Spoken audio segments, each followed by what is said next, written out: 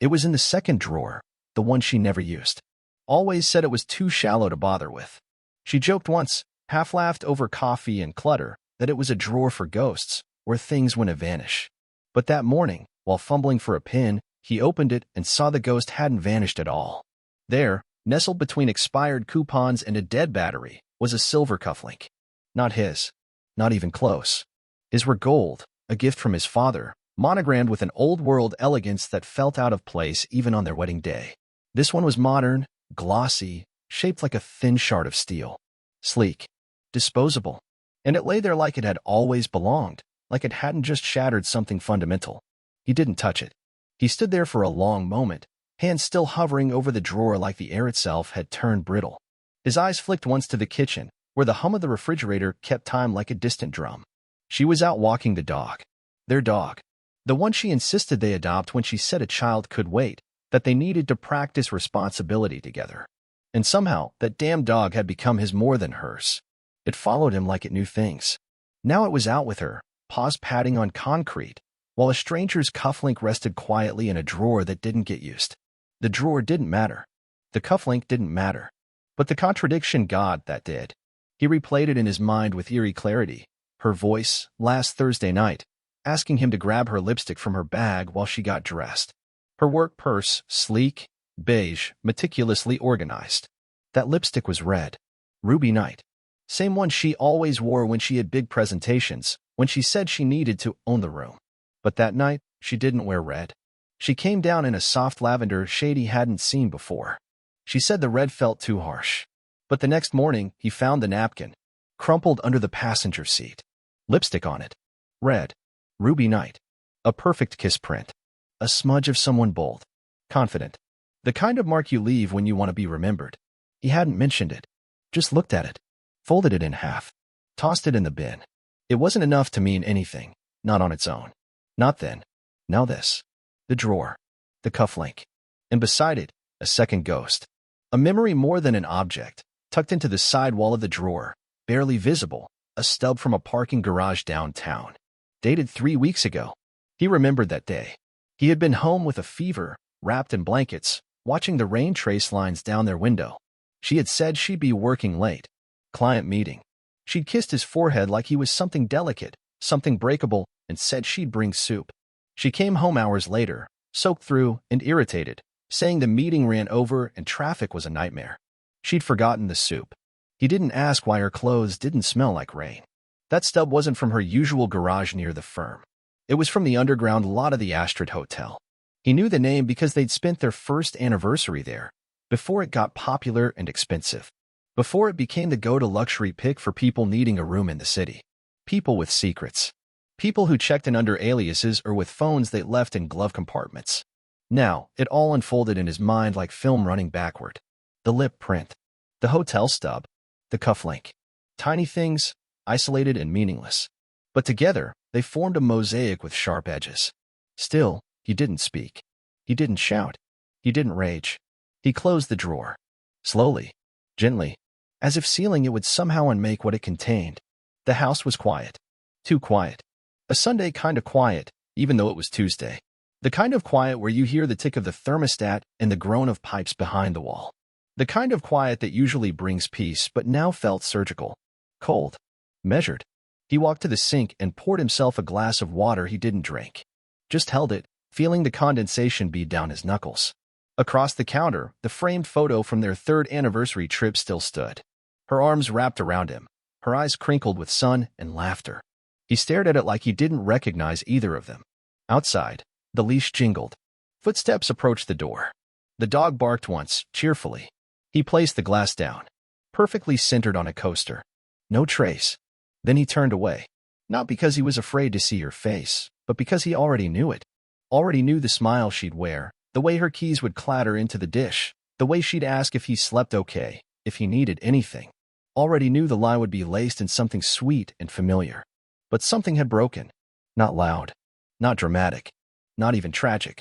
Just precise. She started saying I more often. I need space. I've been thinking. I'm working on myself.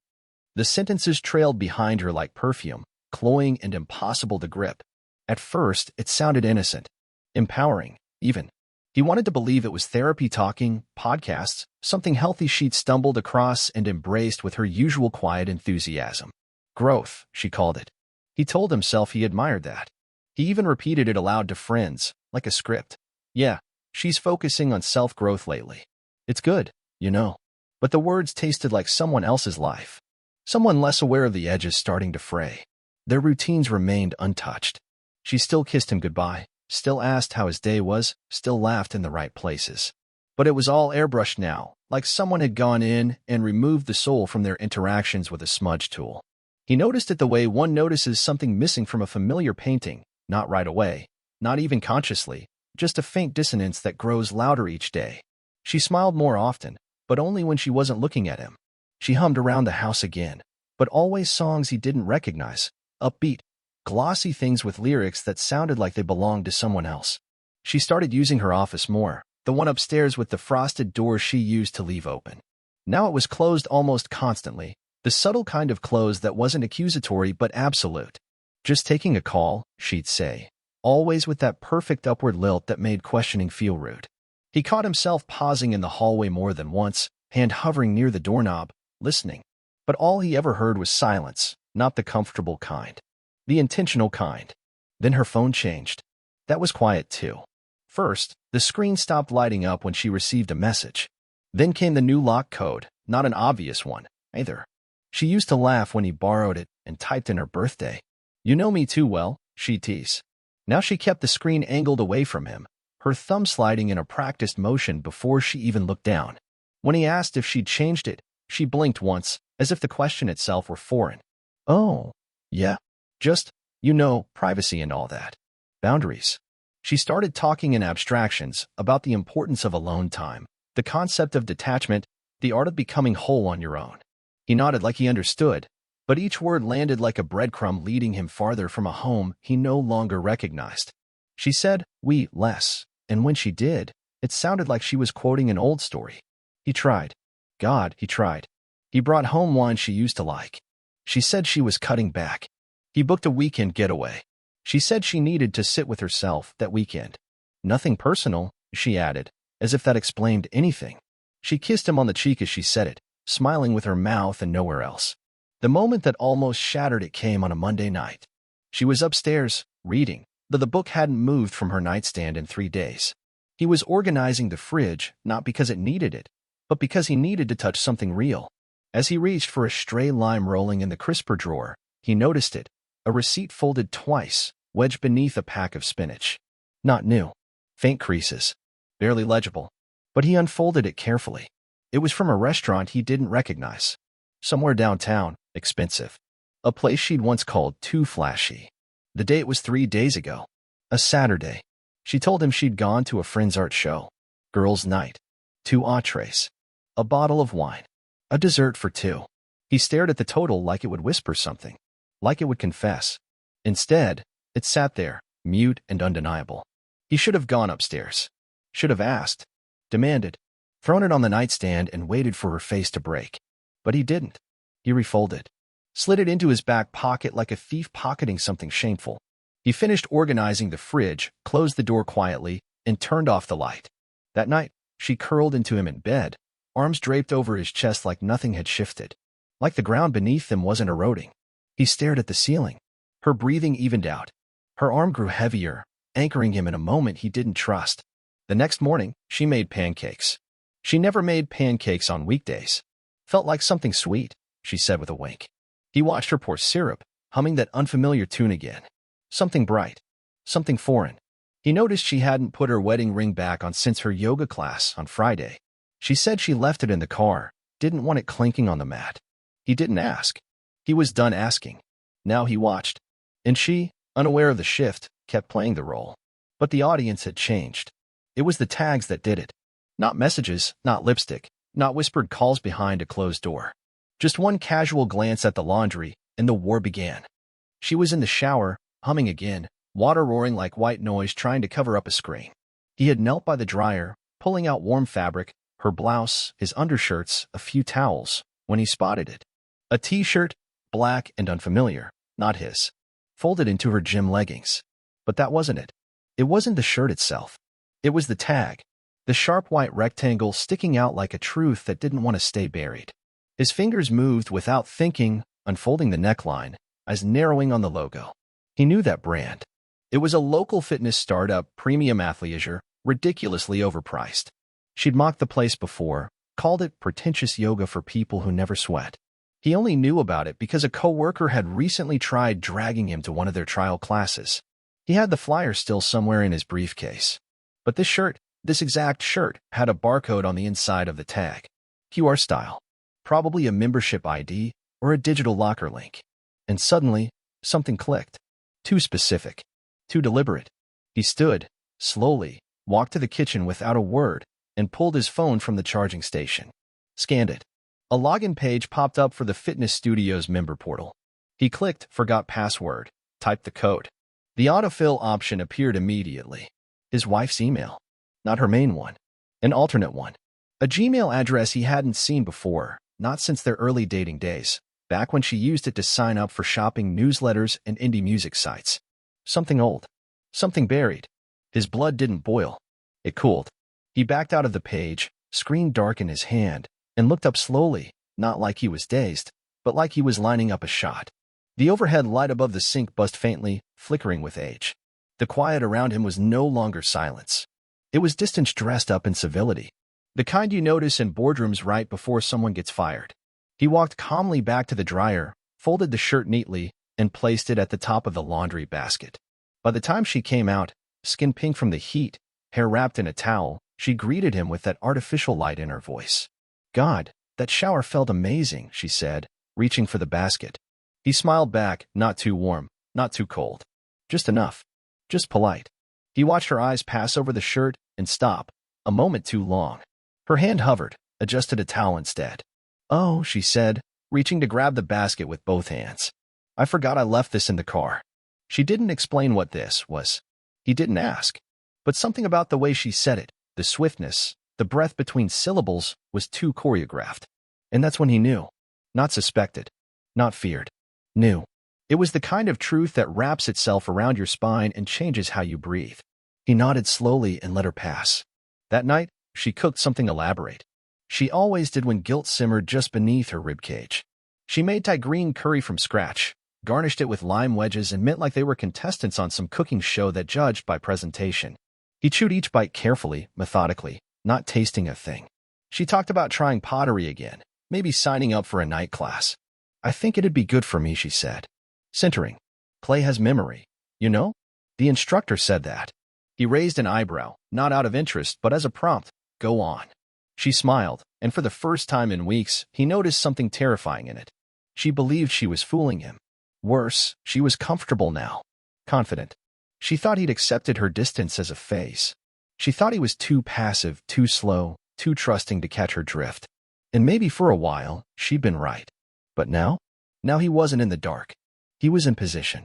That night, while she slept facing the wall, always away from him, lately, he stayed awake, staring at the ceiling, eyes tracing invisible lines. A plan was forming. Not rage. Not confrontation. Leverage. Timing. Quiet sabotage. He would watch, log, and wait. And when it came time to strike, it wouldn't be about pain. It would be about absence. Erasure. She would wake one day and find nothing of his left. No keys, no shirts, no marriage. Just silence where he used to be, and a reflection of herself that would finally look honest. No questions. No scenes. Just the echo of what she'd done, bouncing back in an empty house. The strategist had arrived. She didn't expect him to show up. Not at the studio. Not during the open house she had orchestrated like it was her personal rebranding campaign. Yoga mats in neat rows, artisanal teas on reclaimed wood trays, her voice in soft hostess mode as she guided strangers through a space she called hers. A space for healing, she'd said in her last newsletter. For transformation. For wholeness. He watched her from the doorway, hands in his coat pockets, not moving. She saw him mid-sentence, mid-laugh with someone younger and wide-eyed, probably a new client or another one of her willing acolytes. She faltered, just for a second. But it was enough. Her smile twitched. Her posture straightened. Hey, she said, walking toward him, tone just loud enough to make it seem casual. Didn't expect you here. Everything okay? He nodded once. Calm. Yeah. Just wanted to see it for myself. This new life of yours. She gave a tight chuckle, scanning the room, watching to make sure the scene stayed manageable. Well, you picked the busiest time. We're just getting started with the breathwork session. He tilted his head, gaze level. Did you do breathwork before or after the hotel room last Saturday? The sentence hung in the air like static. Her jaw shifted slightly, but she recovered quickly, almost admirably. I have no idea what you're talking about. He took a step closer. Room 918. Astrid Hotel. You used the email you think I forgot about. I haven't. You used it to sign up for a couple's workshop on vulnerability. That's bold, even for you. She scoffed, folding her arms like armor. You're being paranoid. You've always overanalyzed things. That's not healthy, you know. His voice didn't rise. That's not denial. That's deflection. Do better. Her lips parted, but nothing came out at first. Then came the shift from evasion to righteous indignation. All right, fine. So what if I went to the Astrid? What? Am I not allowed to have friends? To live? Friends? He echoed, almost amused. Do all your friends leave cufflinks in your drawer and share desserts under fake names? She flinched, but didn't break. Not yet. You don't get to act betrayed when you haven't even been present for months. I've been building something, trying to grow, and I funded it, he cut in. Every rent payment. Every course you took. Every essential oil and overpriced bowl of Himalayan salt. You wanted space? I gave it. You wanted freedom?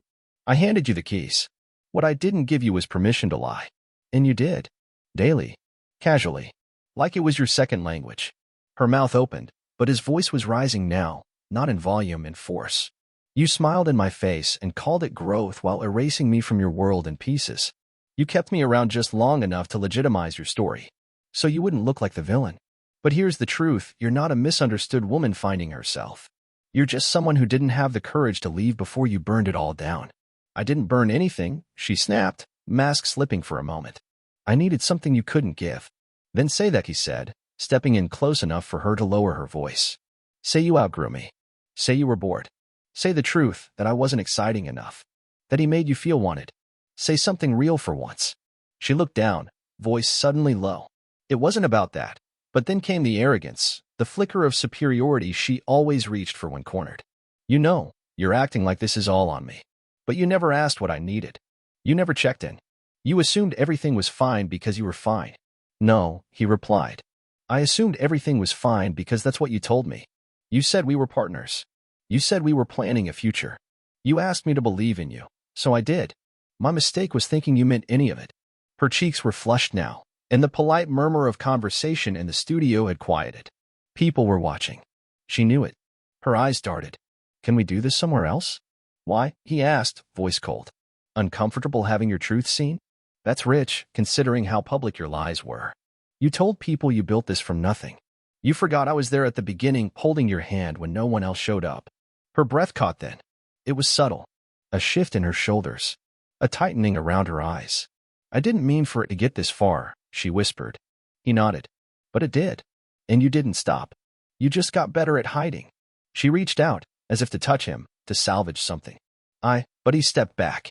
Not dramatic. Just final. And in that space between them, the truth lingered like smoke. Her expression cracked then, truly cracked, the confident facade fracturing into something desperate. What are you going to do? She asked. He didn't answer. Just looked at her. Still. Cold. Free. And that was the answer. He wasn't going to yell. He wasn't going to cry. He was just going to leave her exactly where she was, center stage, surrounded by the ruins of her own performance. Exposed. Watched. Alone. She followed him outside like a shadow trying to reclaim its light, her steps too fast for composure, too loud for someone who claimed she was calm. The cool air bit at her bare shoulders, but she didn't seem to notice, not when her mask had cracked so violently inside. She reached for his sleeve, clinging to the only thing she hadn't yet lost entirely, and hissed his name like it might still mean something. Wait. Please. Just can we talk like adults? He didn't look at her. Not at first. Just kept walking toward the edge of the sidewalk, where the streetlight painted him in that pale orange glow, like a ghost that never got his peace. You're blowing this out of proportion, she said, tone pitching upward, desperate to rewrite the moment before it calcified into memory. It wasn't serious. You know how lost I've been. I didn't do this to hurt you. He turned his head slightly, just enough to meet her eyes. But you did. She faltered. You were always so cold, always so wrapped in your own head. You don't even see how much I needed someone who listened. He nodded slowly, then answered with surgical quiet. No, I listened. You just stopped speaking. And when I stopped fixing things you hadn't told me were broken, you decided I didn't care. Her lips parted like she might protest, but nothing came out. Her breathing was sharp, uneven now. You act like you're perfect. Like you never made me feel small. His voice didn't rise. It dropped, like a blade. I made you feel small? Or did being seen without praise feel too plain? She blinked hard, tears pooling, but he didn't soften. She was unraveling, and he watched, not as a man still invested, but as a man finally stepping away from the wreckage. You don't understand, she whispered, her voice trembling. He made me feel, wanted, like I was somebody again. You didn't even notice when I stopped trying. He took one small step toward her, just one. I noticed. I just didn't know the name of the man you were trying for. Her hand went to her mouth, like she could physically stop the pain from leaking out, but it was everywhere now, in her voice, her eyes, the shake in her knees. You're throwing away everything. 10 years, and you're just done. He tilted his head slightly. No, you threw it away. I'm just stepping out of the trash. She gasped, not dramatically, not like a movie. Just like a woman who finally realized the exit sign was real. You'll never find someone who loves you like I did, she spat, low and wounded. He didn't hesitate. God, I hope not. She looked like she'd been slapped. So that's it? You just walk away? After everything we were? He exhaled slowly, like he was setting something down. What we were died months ago. You just kept dressing up the corpse and hoping no one would notice the smell. I was lost, she whimpered, voice cracking. I made a mistake. I'm human. He nodded once. Sure. But you didn't just trip and fall into his bed. You made 1,000 small choices. You built a lie one brick at a time, and now you want me to carry the weight of your guilt. Her mascara had smudged, and she reached up with shaking fingers to fix it, but it only smeared more. We can fix this. We've come back from worse. No, he said, his voice finally soft, but it was the kind of softness that comes with winter winds. This was your plan B in motion. You just didn't expect me to read the blueprint. She turned away from him for a second, shoulders heaving like she might scream or vomit or collapse entirely. But when she turned back, it wasn't rage anymore. It was pleading. Tell me what to say. I'll say it. I'll do anything. Just don't leave me here like this. He looked at her, really looked at her, for the first time in weeks. She wasn't the woman he married. She wasn't even the woman who betrayed him. She was what was left after all the masks had slipped, after the lies had dried up. And he saw it in her face, the dawning horror that she had overplayed her hand. That the performance was over and the audience had left the theater. He said nothing, just stared. Still, calm, final. And in that silence, something shattered behind her eyes. She reached for him again, but this time, her hand hovered midair like it knew it no longer had the right. The studio doors were still open behind them, people peeking out in feigned curiosity, pretending to sip tea while witnessing a collapse. She turned toward them, then back to him, suddenly aware she was being watched in real time, not as the empowered healer she'd branded herself to be, but as a woman stripped to the truth. Exposed. Abandoned. Alone. And he just walked. Not hurried. Not triumphant. Just forward. Silent. Unreachable. And that silence swallowed her whole. It's been 9 months since that night outside the studio, since the last time her voice meant anything. The studio closed within a month, the fallout from the confrontation, the rumors, the whispers that turned into screenshots and side-eyes. Her healing space turned out to be just another performance venue, and once the show ended, no one stayed for the credits. Clients stopped booking. Sponsors pulled out. Even her yoga certification was revoked after someone dug into the ethics policy and reported her. Her little empire, built on soft lighting and stolen phrases about growth, collapsed in silence. The man she threw it all away for disappeared too. Blocked her number, changed gyms, transferred jobs. He was never hers. He was a mirror she used to reflect back the illusion that she was still wanted, still magnetic. Now she's just static. Her social accounts went dark, then private, then vanished altogether. The friends who used to post inspirational quotes with her don't respond. Her sister stopped replying. Her parents, the ones who used to dote on her, the ones she called when she needed someone to blame, finally told her to grow up and stop picking up altogether. She tried to pivot, to paint it all as a reinvention, but the only person listening was her own echo. And eventually, even that got quiet. She showed up at his building once. Wore a soft sweater he used to like. No makeup. Tear-streaked. Said she was just in the area. He looked at her the way you look at an old photograph someone else left behind in your drawer, familiar in form, but void of meaning. She asked if he had time to talk. He said no. Nothing cruel. Just factual. She stood there for a long time after the door closed, like maybe the weight of her regret could knock it back open. Then came the emails. The first said, "I still love you." The second, "We were soulmates." The third was just, "Please, just talk to me." He read each one once. Not twice. Not aloud. And never with emotion. It wasn't even anger anymore. It was detachment. She could have been anyone. A stranger with good grammar. A ghost trying to haunt a man who no longer believed in her existence. He didn't block her. That would imply she mattered. Instead, he let the messages pile up. And the longer she screamed into the void, the louder the silence became. The irony? The same silence she used to weaponize in their home, with her passive deflections, her vague smiles, her carefully timed exits, was now what he gave back to her. Not as revenge. As indifference. As peace. Her story had ended, but the tragedy was that she still thought it hadn't. She still thought there was a plot twist waiting. A redemption arc. A final scene where he took her back and whispered something cinematic. But this wasn't a movie. It was real. And in the real world, some betrayals don't get closure. Some people don't get a second draft. She used to be someone he trusted with his future.